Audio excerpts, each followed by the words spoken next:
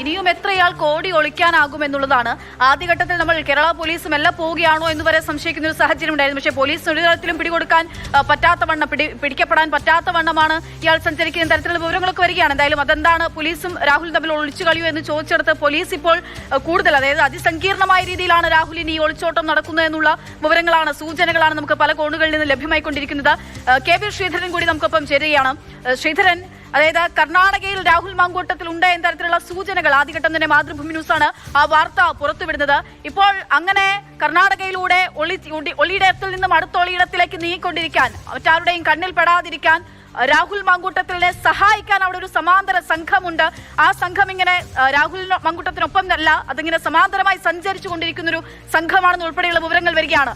എവിടെ നിന്ന് എവിടേക്കാണ് രാഹുൽ ഓടിക്കൊണ്ടിരിക്കുന്നത്, ഈ സഹായം നൽകുന്ന ആളുകൾ ആരൊക്കെ എന്നതിനെ പറ്റി പോലീസിന് സൂചന ലഭിച്ചു തുടങ്ങിയിട്ടുണ്ടോ? കർണാടകയിൽ തന്നെ ഉൾഗ്രാമങ്ങളിലേക്കാണോ ചേക്കേറുന്നത് MLA?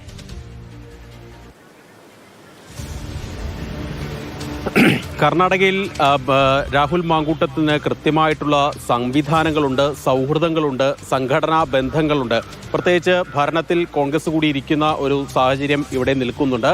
അതുകൊണ്ട് തന്നെയാണ് ബംഗളൂരു നഗരത്തെ അല്ലെങ്കിൽ ബംഗളൂരു മേഖലയെ ഈ ഒളിയിടമാക്കാൻ അദ്ദേഹം തെരഞ്ഞെടുത്തത് എന്ന് തന്നെ വേണം മനസ്സിലാക്കാൻ. ആദ്യം നമുക്ക് ലഭിച്ച വിവരം, കേരള പോലീസിന് ലഭിച്ച വിവരമനുസരിച്ച് രാഹുൽ മാങ്കൂട്ടത്തിൽ ബാഗലൂരിൽ, അതായത് ബംഗളൂരു നഗരത്തിൽ നിന്ന് ഏതാണ്ട് 40 കിലോമീറ്റർ അകലത്ത് ഹൊസൂരിനോട് ചേർന്ന് തമിഴ്നാട് അതിർത്തിയിലുള്ള പ്രദേശമാണ്. അവിടെ മലയാളികളൊക്കെ ഒരുപാടുള്ള സ്ഥലമാണ്. ആ പ്രദേശത്ത് അദ്ദേഹം എത്തിയിരുന്നു എന്നുള്ള വിവരം പോലീസിന് ലഭിക്കുന്നത്. അതിനുശേഷം പോലീസ് എത്തുന്നതിന് ഏതാണ്ട് പറഞ്ഞ് വിട്ട പോലെ തന്നെ അവിടെ നിന്ന് അദ്ദേഹം പോലീസ് എത്തുന്നതിന് ഏതാനും നിമിഷങ്ങൾ മുൻപ് അദ്ദേഹം അവിടെ നിന്ന് രക്ഷപ്പെടുന്നു. തുടർന്ന് അദ്ദേഹം നേരെ സൗത്ത് ബാംഗ്ലൂരിൽ നിന്ന് ഈസ്റ്റ് ബാംഗ്ലൂരിന്റെ ഭാഗത്തേക്ക് പോയി എന്നുള്ളതാണ് പോലീസിന് ലഭിച്ച വിവരം. ഏതായാലും കൃത്യമായിട്ട് അദ്ദേഹത്തിന് ഒരു ഇൻഫർമേഷൻ ലഭിക്കുന്നതിനുള്ള സംവിധാനം ഇതിനിടയിൽ ലഭിക്കുന്നുണ്ട് എന്ന് തന്നെ വേണം മനസ്സിലാക്കാൻ.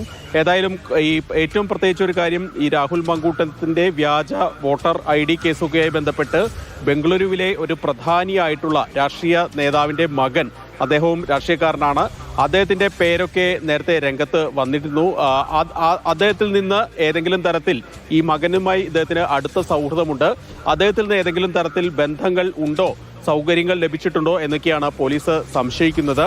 ഏതായാലും അങ്ങനെയുള്ള ഒരു കൃത്യമായിട്ടുള്ള സംവിധാനം, സ്വാധീനമില്ലാതെ ഇങ്ങനെ ഒളിയിടങ്ങൾ മാറാൻ രാഹുൽ മാങ്കൂട്ടത്തിന് സാധിക്കില്ല എന്ന് തന്നെയാണ് പോലീസ് കരുതുന്നത്. ഈ മുൻകൂർ ജാമ്യാപേക്ഷയുടെ കാര്യത്തിൽ ഒരു തീരുമാനമുണ്ടായാൽ പോലീസ് മറ്റു നടപടികളിലേക്ക് കടക്കുമെന്നാണ് മനസ്സിലാക്കുന്നത്. കഴിഞ്ഞ 3 ദിവസമായി ബംഗളൂരുവിൽ ഈ കേരള പോലീസിന്റെ സംഘം ശ്രീധരൻ സൂചിപ്പിക്കുന്നത് പോലെ അത് സംസ്ഥാനത്ത് മാത്രമല്ല, കേരളത്തിൽ മാത്രമല്ല, കർണാടകയിലും രാഹുൽ മാങ്കൂട്ടത്തിനെ സഹായിക്കാനായിട്ടുള്ള ഒരു സംഘം തന്നെ പ്രവർത്തിക്കുന്നുണ്ട് എന്നുള്ള വിവരങ്ങളാണ് ഇപ്പോൾ പോലീസിൽ നിന്നുൾപ്പെടെ നമുക്ക് ലഭ്യമായിക്കൊണ്ടിരിക്കുന്ന. K V Sreedharan, R Ananthakrishnan, Amal തേനമ്പറമ്പിലാണ് വിവരങ്ങൾ നൽകിക്കൊണ്ടിരിക്കുന്നത്.